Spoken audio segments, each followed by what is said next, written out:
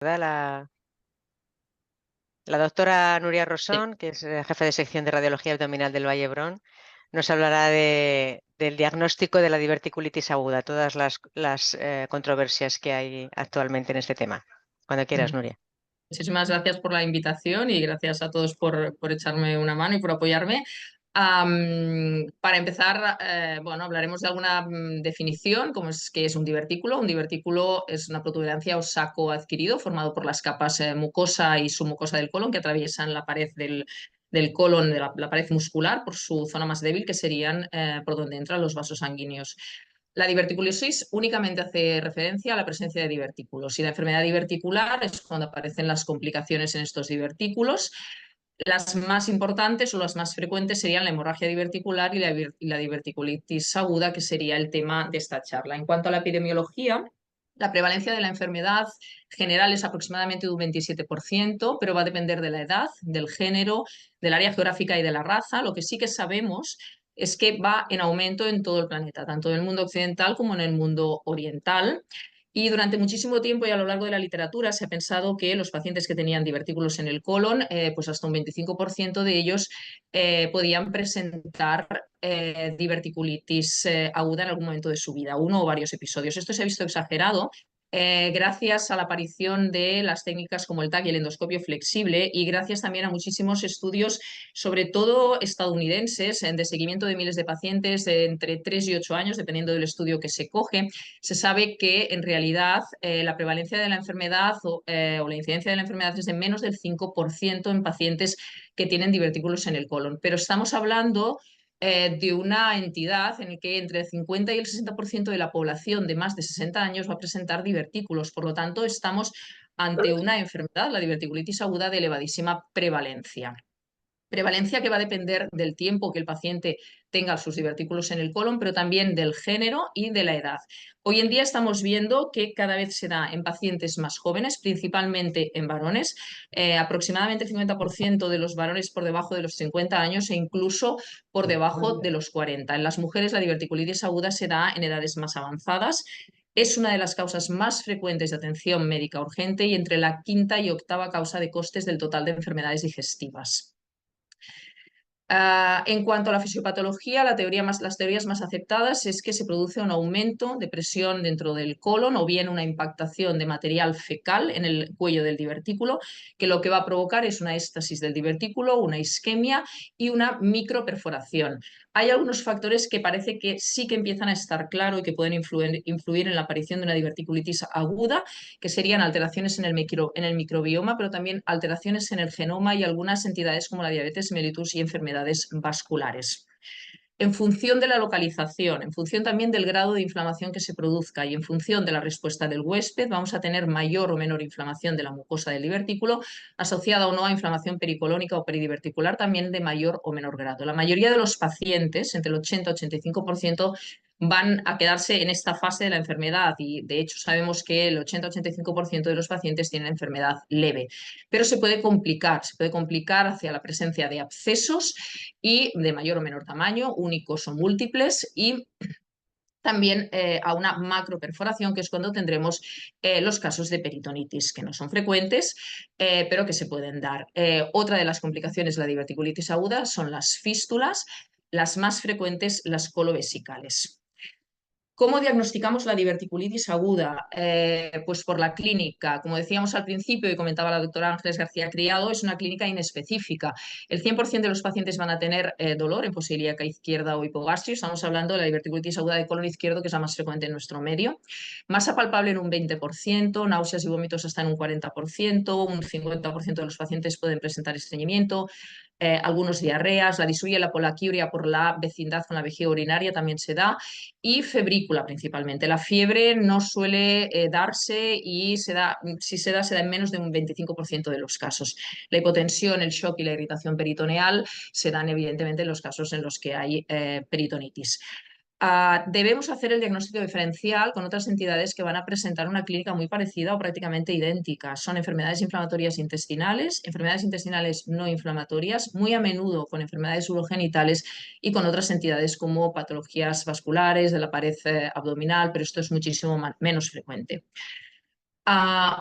Otra forma de diagnosticar la diverticulitis, además de con la clínica, es con los parámetros inflamatorios. La PCR se suele elevar en todos los casos, la leucocitosis no, y tenemos otros parámetros inflamatorios que nos pueden ayudar. Existen algunos artículos en la literatura, como estos dos, el de Lameris y el de Andebeck, pero también existen otros en los que se comenta que, por ejemplo, Lameris dice que un 25% de los pacientes, simplemente con la clínica y la analítica, podríamos hacer un diagnóstico de certeza de diverticulitis aguda. Y Andebeck lo que dice es que en 2/3 de los pacientes podríamos hacer un diagnóstico de presunción. La mayoría de los autores están de acuerdo en que lo que necesitamos son pruebas de imagen, por lo que hemos comentado, porque la clínica es inespecífica, porque la analítica también lo es, porque la enfermedad se parece mucho a otras enfermedades y tenemos que hacer el diagnóstico diferencial, y porque cuando estamos ante una diverticulitis aguda, lo que tenemos que mirar es intentar gradar el grado de severidad, porque hoy en día el manejo de la diverticulitis aguda ha cambiado muchísimo. Estamos ante un tema muy controvertido, no solamente la diverticulitis aguda, sino la diverticulosis en sí. Controvertido desde muchos puntos de vista, de la fisiopatología, de los factores de riesgo e incluso de los factores protectores de la enfermedad, también de las clasificaciones y también de las técnicas de imagen, que es el motivo de esta charla. Como sabemos, las técnicas de imagen que utilizamos para el diagnóstico de la diverticulitis aguda son la TAC y la ecografía. Y revisando un poco la literatura, lo que nos encontramos es que, bueno, se trata de un tema controvertido. De hecho, es en esta monografía de la SERAM, que se llama Controversias en Radiología e Imagen Diagnóstica, que seguramente todos conocéis, uno de los temas que se trata precisamente es el de la diverticulitis aguda. ¿Y qué dicen estas autoras? Dicen pues que muchas veces nos encontramos que se va a utilizar una técnica u otra en función de las preferencias de los profesionales, que faltan protocolos estandarizados basados en la evidencia, que también faltan recomendaciones homogéneas en las guías clínicas, que hay excesiva literatura de baja calidad, y esto sale también en todos los metaanálisis que se han analizado en la literatura, y que hay una falta de concienciación sobre el cáncer radioinducido. Como os he comentado, la diverticulitis aguda cada vez se da en personas más jóvenes. En esta otra revisión, publicada en el Radiología, dicen más o menos lo mismo. No existe una evidencia suficiente que demuestre cuál es la técnica más adecuada para el diagnóstico de diverticulitis aguda, pero la ecografía es la técnica que ha demostrado presentar mayor validez y mayor calidad en los estudios que se han realizado y que se han publicado en la literatura. Algunas guías recomiendan la ecografía como primera técnica de imagen, y otras recomiendan la TAC o la ecografía en función un poco de las preferencias de los profesionales. Lo que parece que está claro es que no hay una evidencia suficiente como para no utilizar la ecografía como prueba inicial ante la sospecha de diverticulitis aguda. Existe una gran variabilidad geográfica en Estados Unidos, sobre todo en Norteamérica. Vamos a tener guías que nos van a decir que la TAC es la primera prueba diagnóstica. Alguna de ellas nombra la ecografía como técnica alternativa. En cambio, en Europa la tendencia es a utilizar más la ecografía, a pesar de que algunas de las guías no nos dan unas directrices claras, incluso ponen de manifiesto que o dejan un poco la preferencia de los radiólogos el utilizar una técnica u otra, pero la tendencia es a que se tiene que utilizar más la ecografía. En Asia también existe esta tendencia. ¿Qué nos dicen las guías de la EFSUN? Las guías de la EFSUN sobre el manejo es un artículo sobre el manejo de apendicitis y diverticulitis. Cuando habla de la diverticulitis, lo que nos dice es que la ecografía debería ser la primera prueba de imagen de aproximación al diagnóstico de la diverticulitis aguda, que además nos puede confirmar el diagnóstico y nos puede establecer de una forma temprana el estadiaje, que no hay diferencias en cuanto a la sensibilidad y especificidad entre el TAC y la ecografía para el diagnóstico de diverticulitis aguda, que especialmente en los casos leves la única técnica a utilizar debería ser la ecografía, que la TAC se debería dejar para aquellos casos en los que la ecografía no es concluyente, o bien, por ejemplo, en aquellos casos en los que la afectación es muy baja, es muy pélvica, es más retroperitoneal y la ecografía no llega, y que la forma más exacta, concluye que la forma más exacta de diagnosticar, o se ha demostrado, de diagnosticar la diverticulitis aguda es utilizando primero la ecografía y la TAC en aquellos casos en los que la ecografía es negativa o no concluyente. Cuando nosotros revisamos las revisiones sistemáticas con metaanálisis, que las dos grandes revisiones son la de Lameris y la de Andebeck, nos dicen que no hay diferencias estadísticamente significativas en cuanto a sensibilidad y especificidad entre el TAC y la ecografía. Otras revisiones sistemáticas sin metaanálisis, como esta de Ligebren, que es más antigua, es del 2006, y es sin metaanálisis por los pocos estudios con calidad metodológica aceptable que había hasta el momento, nos dice o nos afirma que existe una clara evidencia para el uso de la ecografía basada en estos 3 artículos de gran calidad, uno de ellos el de Pradel, que ahora os comentaré, pero también el de Verbenck y también el de Silk.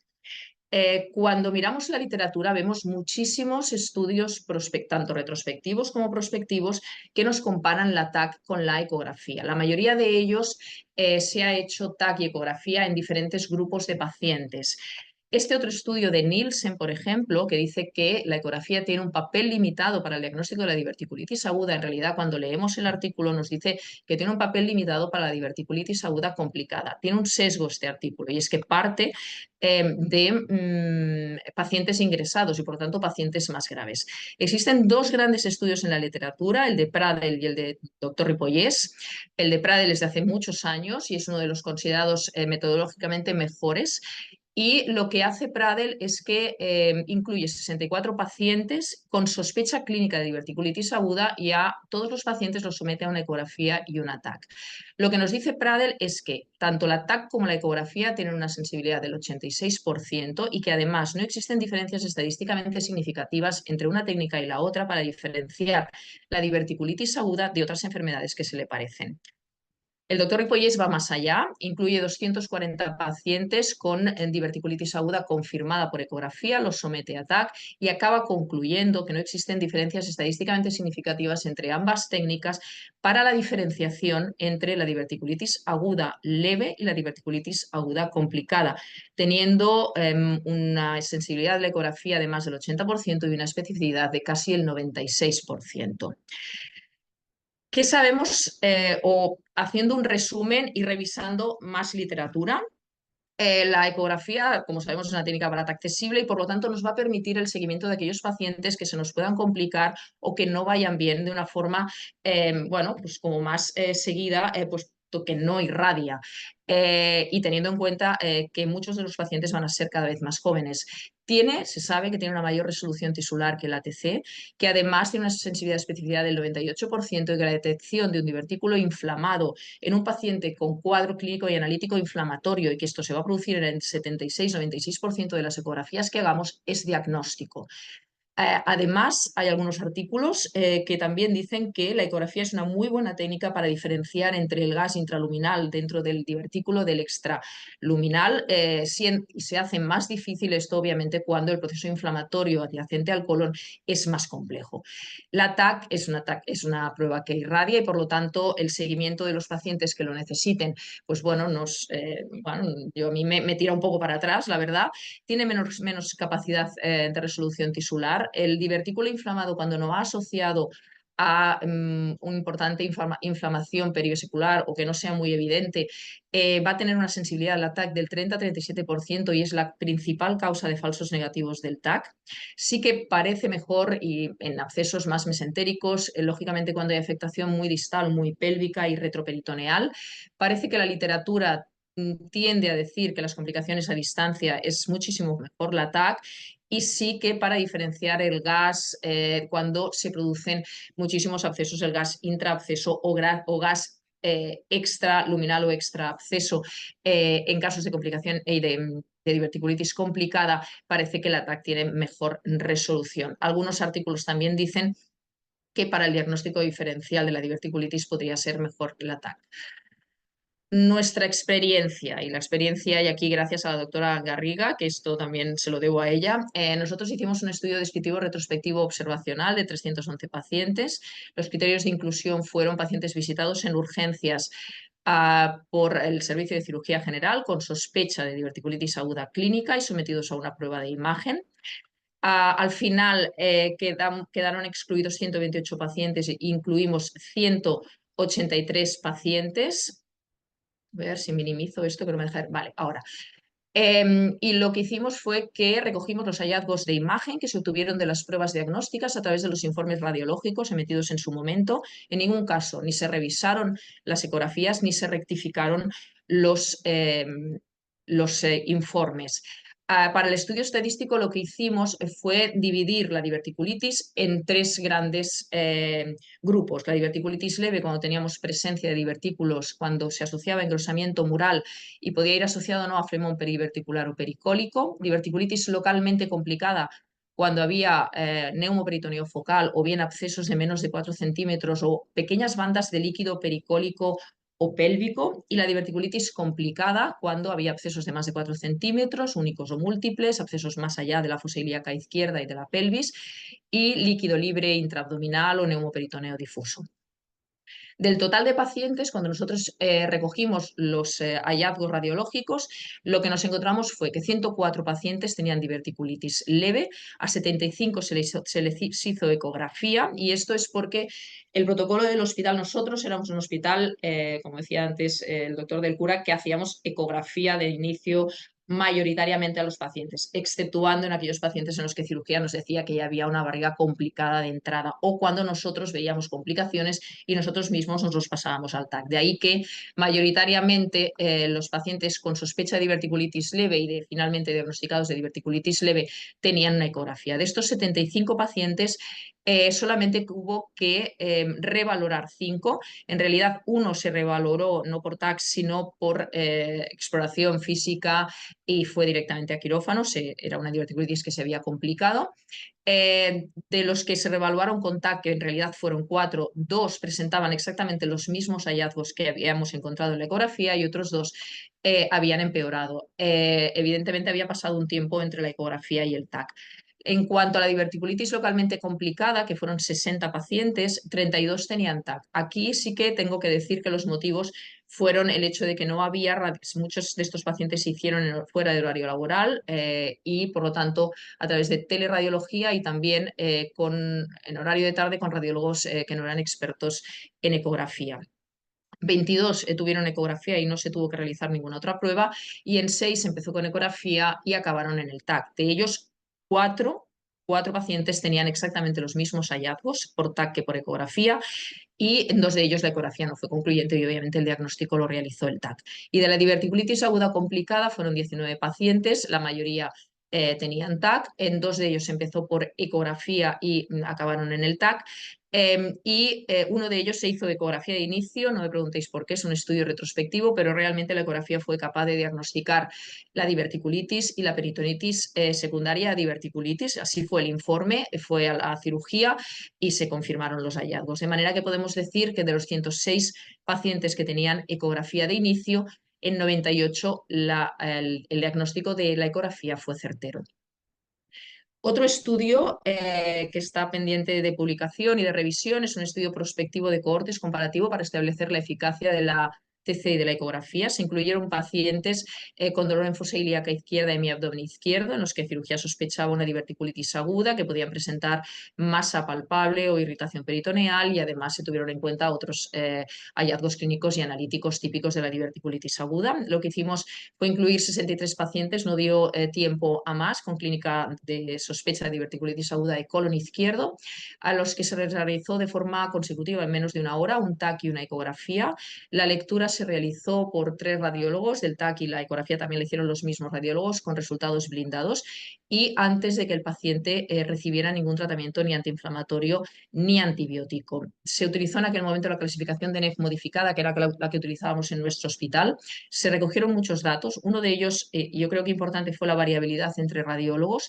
Y el diagnóstico final, el gol estándar, lo que se hizo fue con un seguimiento de 2 años por 2 cirujanos y un radiólogo que no habían participado en el estudio, con la revisión de las historias clínicas, con la revisión de las exploraciones, con la evolución durante esos 2 años de los pacientes, si había habido recidivas, si habían tenido cirugías, si habían tenido endoscopias, se revisaron de nuevo los hallazgos radiológicos y los hallazgos analíticos y de la clínica.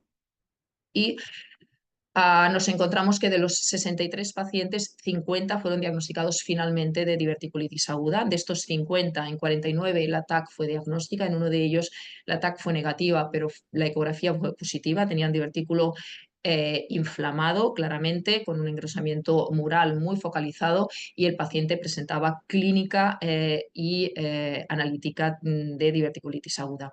La ecografía fue diagnóstica en 47 pacientes. De los 13 pacientes que no tuvieron diverticulitis aguda en el diagnóstico final, hay que decir que 12 de ellos la ecografía hizo un diagnóstico de certeza idéntico al del TAC, y solamente en uno falló, y en realidad es que no era una diverticulitis, sino que era una apendicitis. En cuanto a la clínica, el 100% de los pacientes presentaban dolor en fosa ilíaca izquierda o hipogastrio, y el 100% de los pacientes presentaban PCR. Aproximadamente casi un 60% presentaban cierta irritación peritoneal local y un 27% presentaban náuseas. La leucocitosis por encima de 11.000 se presentó alrededor del 62%, muy parecido a lo que dice la literatura. Y en cuanto a la edad media, nos encontramos que en los hombres bajaba respecto a las mujeres, con una P significativa, y además esto también se vio en el estudio retrospectivo. No lo he comentado, pero nos encontramos que casi el 50% de los pacientes varones tenían menos de 50 años y hasta casi un 14% menos de 40 años. En cuanto a la sensibilidad, especificidad, valor predictivo positivo y valor predictivo negativo, en nuestro estudio no hubieron diferencias estadísticamente significativas entre la TAC y la ecografía, ni para el diagnóstico de diverticulitis ni para el diagnóstico de enfermedades que se le parecen. Y cuando nosotros hicimos el ejercicio de dividir la enfermedad en NEF igual a 0 o INEF superior a 0, no hubieron diferencias estadísticamente significativas en los resultados entre ambas técnicas. Sí que había cierta tendencia del TAC a diagnosticar más o mejor la NEF superior a 0, pero fue principalmente en la NEF 1A, que es la que por la clasificación nos dice que tiene gas extraluminal. Aquí hay una explicación, y es que la variabilidad entre radiólogos, como vais a ver, fue bastante evidente. En cuanto a las más complicadas no hubieron diferencias, pero el escaso número de pacientes tampoco nos permite hacer un análisis estadístico demasiado acurat, certero en castellano, yo diría. En cuanto a la concordancia entre la ecografía y la TAC, cuando nosotros dividimos la ecografía y la diverticulitis aguda en NEF 0 y NEF igual a 0, nos encontramos con un acuerdo, con el índice kappa, un acuerdo moderado. Pero cuando nosotros introducimos otra variable, que sería que el radiólogo más experto en ecografía de la diverticulitis es el que hace la ecografía, nos encontramos con que este acuerdo es sustancial, con un índice kappa de 0,700, mientras que cuando son los radiólogos con menos experiencia en ecografía y diverticulitis, el grado de acuerdo entre ambas técnicas disminuye. Lo mismo pasaba cuando nosotros dividíamos la diverticulitis en diverticulitis NEF igual a 0 o NEF superior a 0, o cuando teníamos en cuenta toda la estratificación dentro de la clasificación. Cuando era el radiólogo más experto el que hacía la ecografía, encontrábamos que sus resultados prácticamente no habían diferencias estadísticas en cuanto a los resultados de TAC. De manera que podemos concluir que, a pesar de la falta de protocolos estandarizados basados en la evidencia, la escasa calidad de los estudios hasta la fecha y la falta de recomendaciones homogéneas en las guías clínicas, la ecografía es la técnica que ha demostrado en publicaciones de mayor calidad su validez, que no existen diferencias estadísticamente significativas en cuanto a sensibilidad y especificidad entre la TAC y la ecografía, la mayor exactitud diagnóstica es cuando se utiliza la ecografía como primera prueba diagnóstica y la TAC en casos negativos o no concluyentes, y la ecografía ha demostrado ser una técnica eficaz en el diagnóstico de la diverticulitis aguda, tanto en estudios retrospectivos como en estudios prospectivos. Y muchísimas gracias por vuestra atención.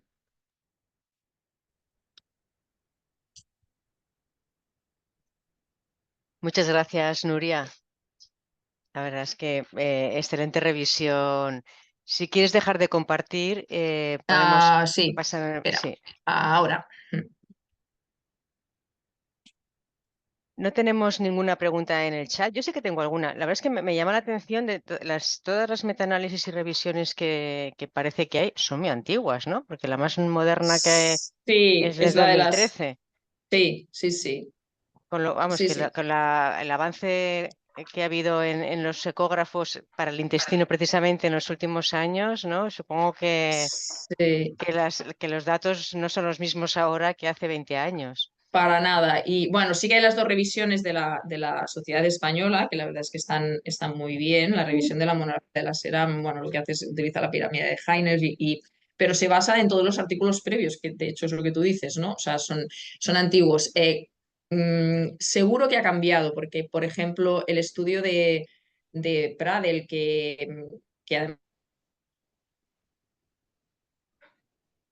es mirar si la ecografía es una buena técnica para hacer el diagnóstico diferencial.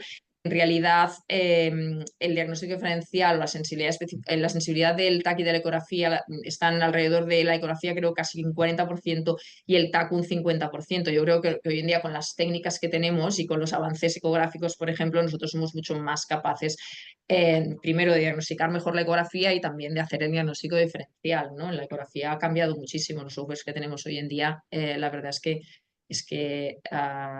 bueno, nos permiten una imagen muy certera de la enfermedad. También es cierto que tampoco se necesitan una gran tecnología, o sea, con transductores lineales de más de 5 megahercios, entre 5 y 12 megahercios, yo creo que tenemos suficiente para ver un intestino hoy en día bueno, y hacer un buen diagnóstico.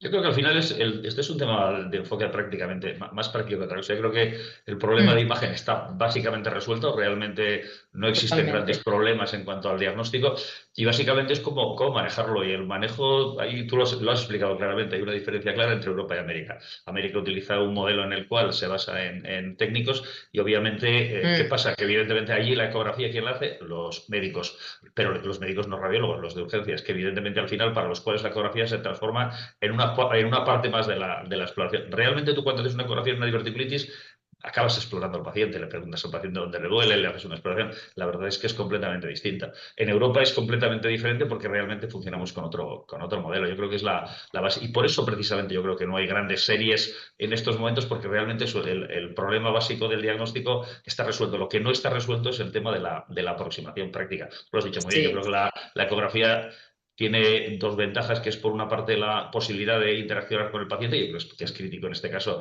y a la hora de hacer diagnósticos diferenciales con otras entidades, y segundo, es tan buena, evidentemente, en manos expertas, lógicamente, que eso. Pero bueno, sí, tenemos que mantener la práctica. Y como decíamos antes en la conversación previa, cuando estás en un hospital comarcal, estás en una guardia localizada y estás a 50 kilómetros del sitio donde trabajas, evidentemente todo te llama para que realmente acabes haciendo un TAC. Eso también es humano y Mm. es cierto. Sí, sí, sí. Y esta variabilidad no solamente se da entre Estados Unidos y Europa, ¿eh? Dentro de Europa hay mucha variabilidad. Y de hecho, la encuesta que también está publicada en el Radiología nos da una variabilidad de protocolos en nuestro país brutal y además luego te das cuenta de que incluso en los sitios donde está protocolizado, luego cambia mucho el manejo y en realidad en función del radiólogo que esté, pues se sigue el protocolo del hospital o no lo sigue. Y 50-50, el 50% de los hospitales tienen el protocolo como de inicio y más o menos el 50% la ecografía de inicio, es decir, que es que entre nosotros, y yo creo que es un problema también de experiencia, de enseñar la ecografía en la diverticulitis. Nosotros discutíamos, bueno, el día de mi tesis decíamos, bueno, pero ¿cómo es posible que tengamos tan asumido que, por ejemplo, la ecografía se hace en una apendicitis aguda y todo el mundo empieza con una ecografía y, sin embargo, la diverticulitis, que para mí es infinitamente más fácil, porque es que es lo que tú dices, José, es que o sea, tú pones ahí, tú le dices al paciente dónde le duele y donde le duele vas a encontrar el divertículo. En la apendicitis esto no te pasa. Al paciente No, le no. duele la fosa ilíaca derecha y apáñate, ¿no?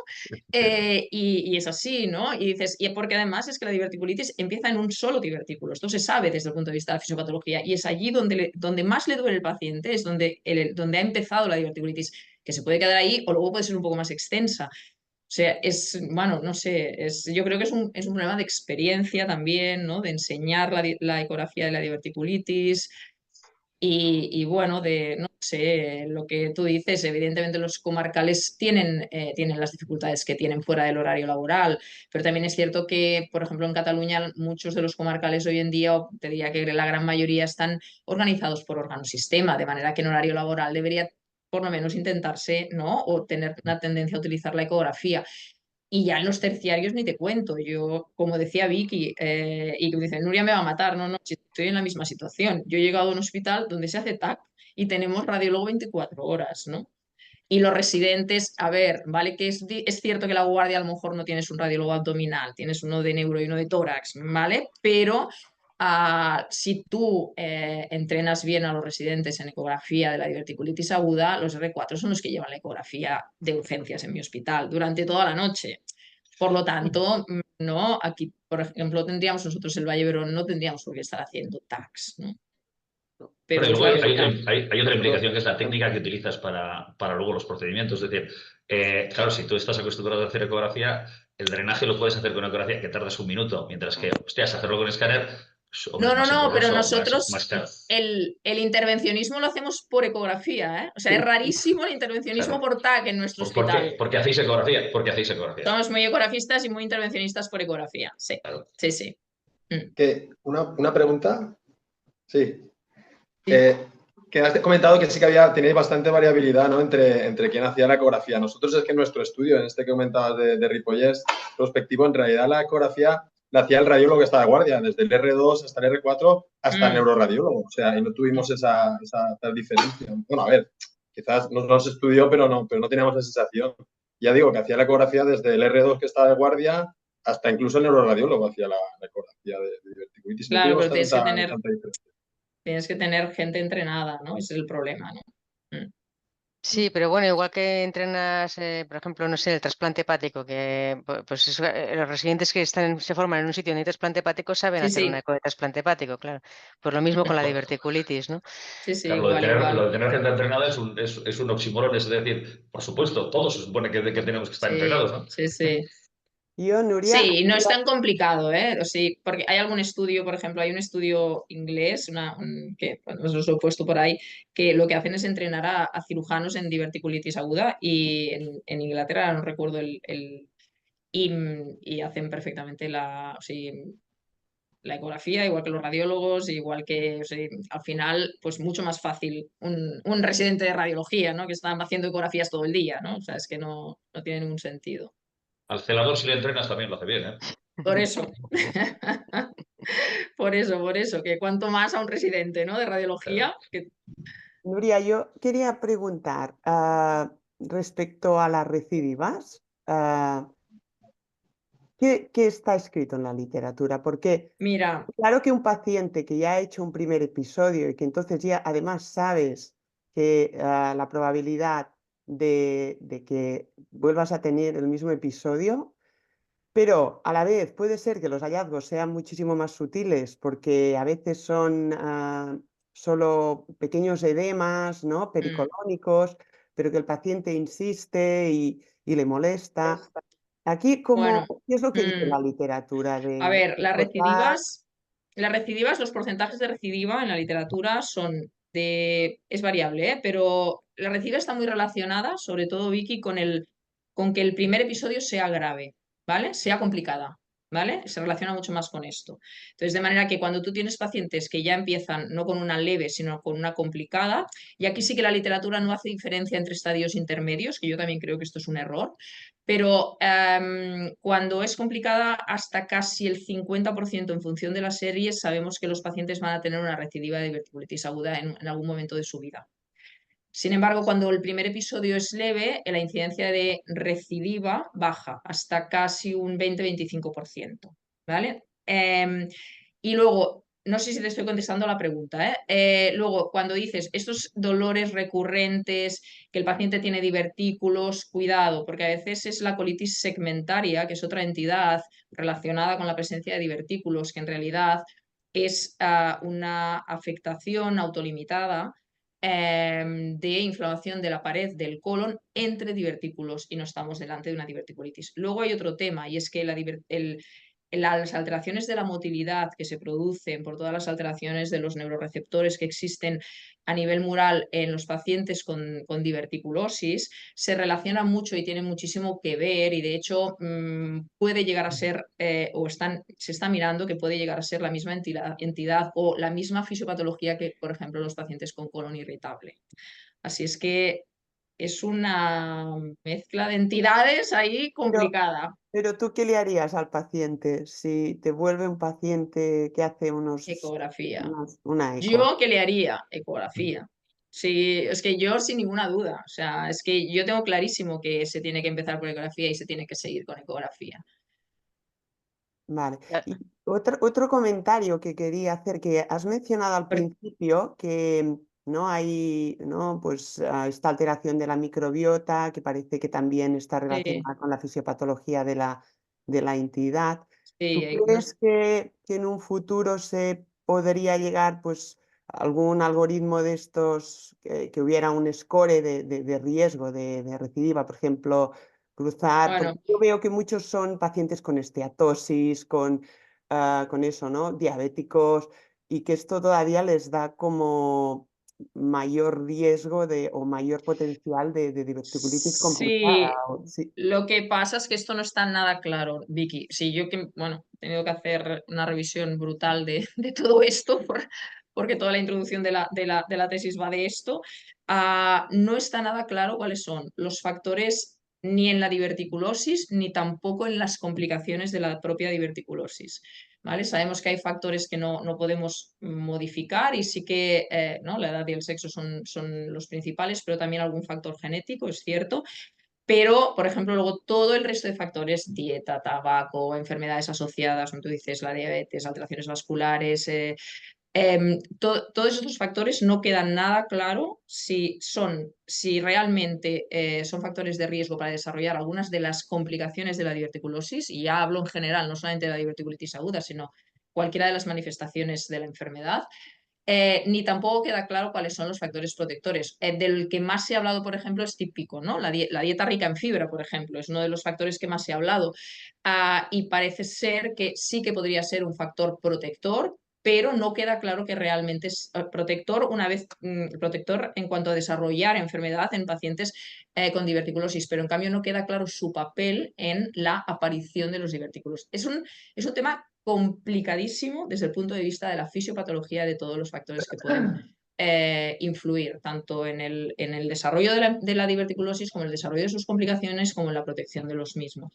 Es muy, muy complejo y la literatura no se pone, de hecho no hay suficientes estudios tampoco, con lo cual es un tema para estudiar, pero largamente, o sea, desde No, muchos puntos de no, vista, desde no hay muchísimos puntos de ninguna, vista. ya, nadie correlaciona el mayor No, riesgo de complicación en pacientes con factores de riesgo No hay una, no hay metabólicos, no hay estudios comparativos ni.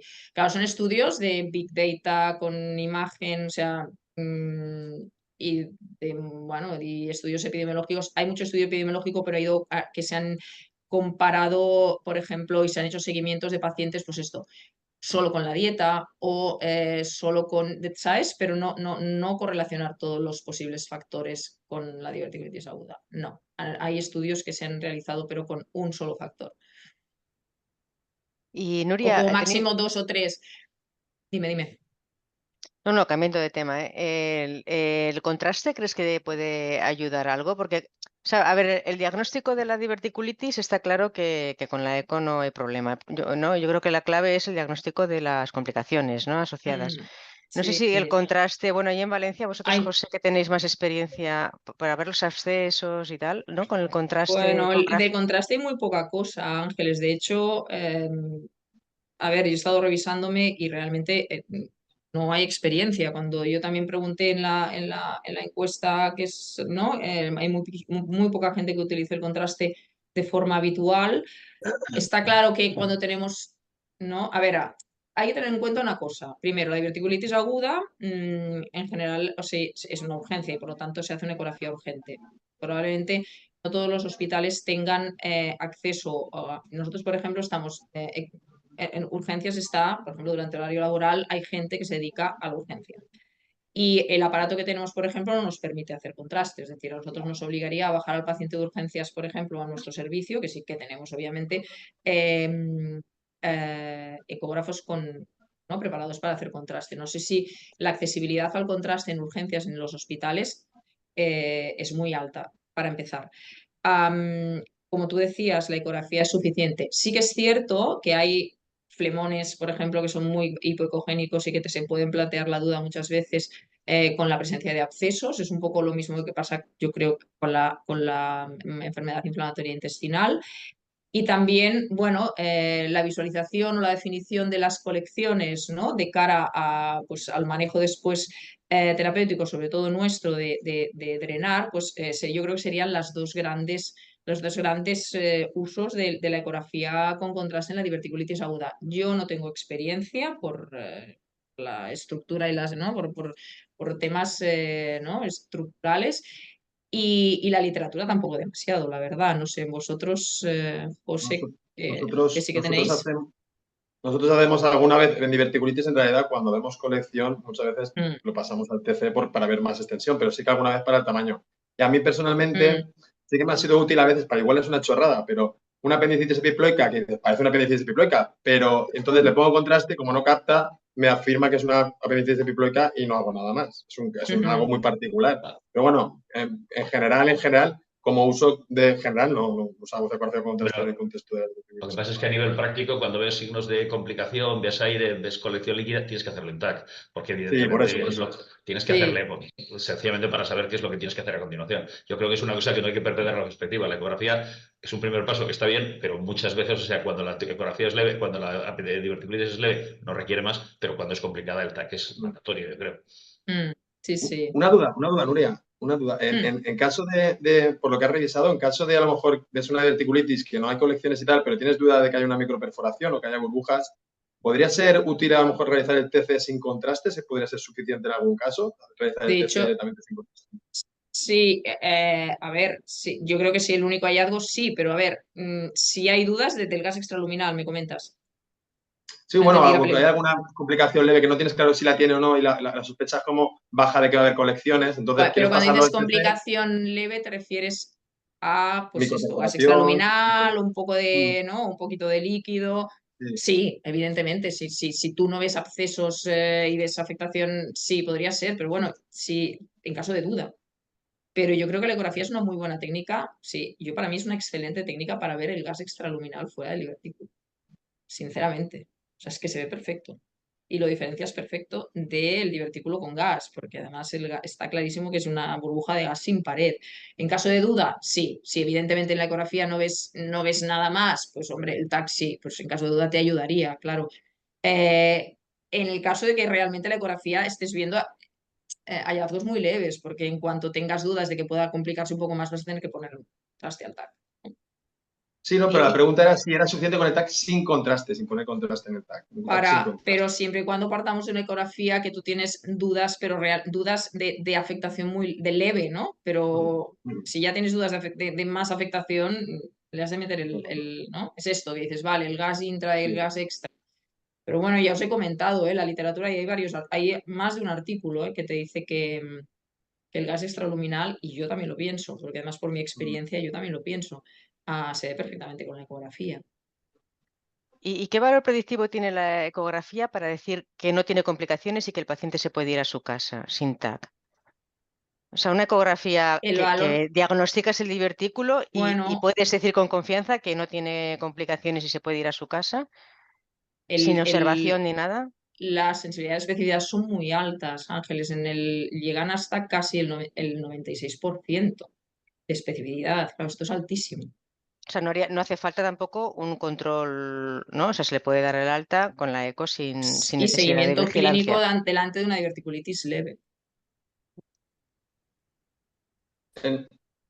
En nuestro caso, creo que fueron de 148 pacientes que se decidió que no era necesario el TAC. Sí que hubieron 3 que hubiera cambiado, pero de los 3 no requirió cirugía ninguno. O sea, de 148 Efectivamente. hubieron 3 y ninguno requirió cirugía. O sea, que en Sí, realidad además la especificidad era cambiaron, muy alta. recuerdo, a un estadio algo superior, pero muy leve. 1A, sí, a 1A. El 1A, sí, sí, sí. Bueno, fantástico. Pues si no hay más preguntas, Nuria, la verdad es que nos has dejado todo muy claro. Bueno, dentro de lo que Bueno, todo muy de lo claro pantanoso que es el tema, dentro de lo pantanoso. pero no, una revisión excelente. Y muchas gracias por haberlo comentado, ¿no? Y a José y a Vicky por estar. Y José Luis, si quieres clausurar la... Sí, haciendo un resumen básicamente de lo que hemos comentado y lo que hemos visto, y nos ha quedado claro que la ecografía es una herramienta de cara a la valoración de una apendicitis, de una diverticulitis aguda, es tan eficaz como la TAC, especialmente para las formas más leves de la enfermedad y que debe ser en realidad la práctica de primera elección en el manejo de esta entidad, que necesitamos formar, que evidentemente que la capacidad diagnóstica, la habilidad diagnóstica depende mucho también del entrenamiento, y que necesitamos formar obviamente a las nuevas generaciones, a nuestros residentes y a nuestros compañeros que hacen guardias en el manejo de la herramienta, que quizá las clasificaciones tradicionales como la Hinckley no deben ser sustituidas por clasificaciones más apropiadas para el manejo radiológico y realmente para el manejo clínico en el momento actual, como las NIF, y que básicamente el manejo de esta entidad debería estar, no debería depender tanto probablemente de las formas de trabajar de cada centro, que es comprensible que en sitios en los cuales la asistencia es a distancia, pues podamos tener que utilizar circuitos probablemente no tan adecuados, pero que en general la ecografía sigue teniendo un papel relevante y debería ser utilizada masivamente. Y nada más, sencillamente agradecer a Nuria la presentación tan brillante y su trabajo y su artículo que se basa en su tesis y que realmente lo hemos leído todos y que nos ha resultado muy interesante. Gracias, Nuria. Muchas gracias, José. Muchas gracias a todos por la invitación y por estar aquí. Gracias. Gracias. Bueno, y haciendo honor a mi apellido diré Itemisa est. Para los antiguos quiere decir que se ha acabado la misa. Bueno, pues a todos los amigos de la ECO, nos vemos en Zeus la semana que viene. Nos vemos en Zeus. Efectivamente. Venga, Luego. gracias. Adiós. Adiós. Adiós.